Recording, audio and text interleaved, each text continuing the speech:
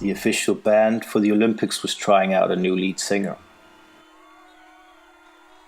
Everyone thought the new lead singer was way cool, especially the manager, Anastasius. Only Jurgis, the guitar player, was angry. He had thought his moment to shine had finally come. Even the oldest twins, Costas and Konstantinos, who had always been Jurgis' best friends, thought Gamorrean was way cool. From then on, Jurgis' nightmares began. Oh, the horror. No wonder Jurgis started drinking, doing drugs, and talking to sacrificial bulls. The way things were going, I guess what happened during the Athens tour was no surprise. Jurgis had really given Anastasius little choice. He was out of the band. At the end of his line with nothing much to hope for. A flicker of light. Fuck off. Who are you, you bastard? Who am I? I am the one who painted the Parthenon all the colors of the world. I'm the gravy and the funk, and I can grant you a second chance. I've stood on stages with the best of them. Are you really the Panayotis, the All-Holy? Jurgis dropped to the ground. Help me. I'm lost. I will help you, Jurgis.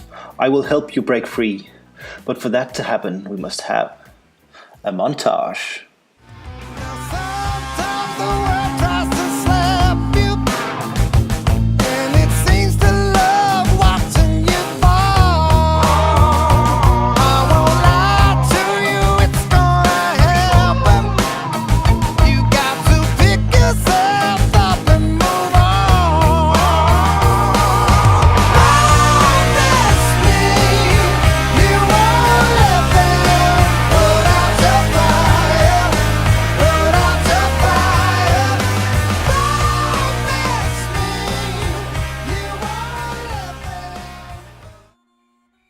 I am ready. I will reclaim my place in the band. But Panayotis shook his head. Not yet, my friend. Your training has scarcely begun. The hardest lessons are still to come. Nonetheless, the brash young man would have none of it and went off to conquer the world. The old man was left to himself. Please? Do you promise the funk? Promise to keep it. Promise you'll keep the funk. In Olympia, with less than a week to the opening ceremony, Anastasius was doing his utmost to motivate the band. When Jurgis arrived on the scene, he didn't really receive the praise he had hoped for. If anything, the mood had changed for the worse. Backed by newly hired goons and armed with statistics of public opinion, Anastasius told him off. Statistics say the people no longer want the guitar and deviant behavior. They want double flutes, six-packs, and a winning personality. Angry and full of doubt, Jurgis tossed away his guitar and started fantasizing about learning to play the double flute. Frustrated, he went back to Panayotis to demand lessons in the double flute. You old fool! Nobody wants to hear the guitar anymore. My life is ruined. Tomorrow it is the opening ceremony, and it should be me standing with the world at my feet.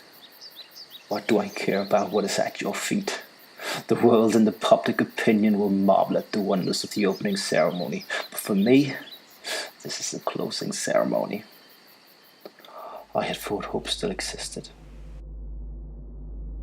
It was only then Jurgis noticed the darkness surrounding Panayotis and the bleeding gash concealed by his velvet-like himation. Jurgis, your riffs were to slash open their dark hearts and fill them with the glowing light of love. Master! Shut up and listen. I'm running out of time. It was Orpheus. After the loss of Eurydice, the darkness of the underworld gripped his heart and filled it with envy and deceit.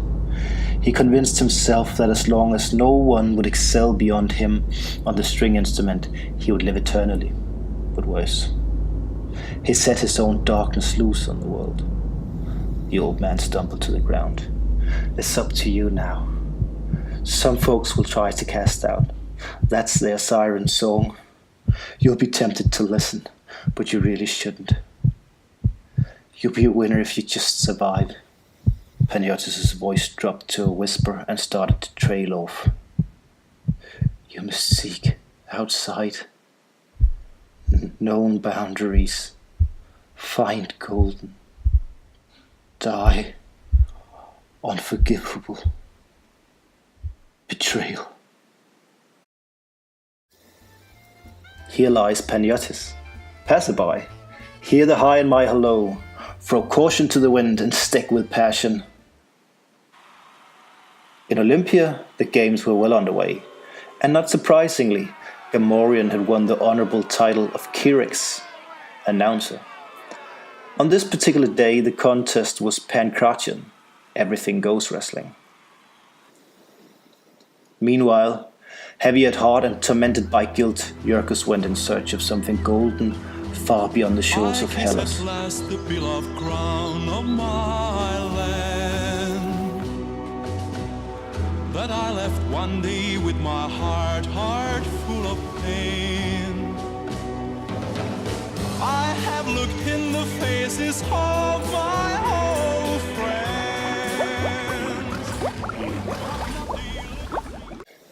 In Olympia, it was a hot day, and while the athletes of the running event in the pentathlon toiled down in the sun, the spectators had gathered in the shade of the trees.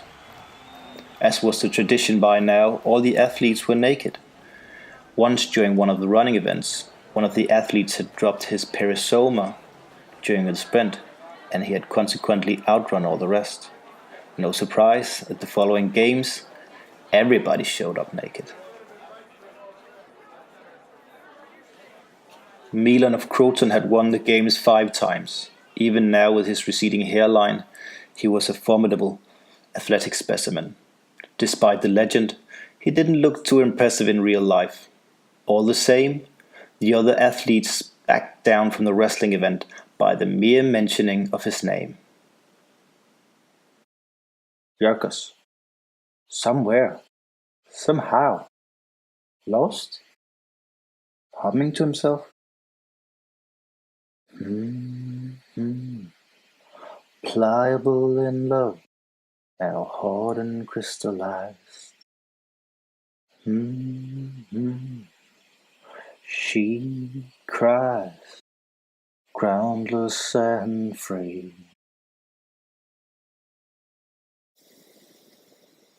You seem lost, my friend. Let me help you on your way. Here you go.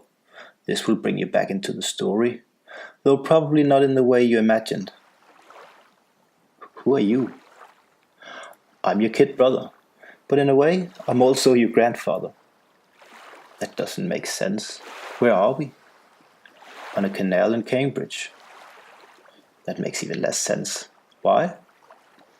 Because it's far from home, but still, in some intangible way, this moment is close to home and the heart. Look into the water, Iarkus. See, in Olympia, they are getting ready for the closing ceremony. Take your place among them. But I didn't find anything golden. I don't belong among them. Are you sure? Go. Take your place. And all of a sudden...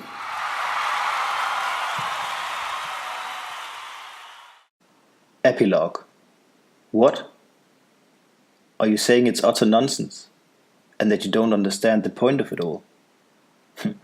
No, you're right. I didn't tell you about Iarkus' encounter with Orpheus, his exploits during his travels, or why she cries groundless and free. Hell, maybe I will. In season 2.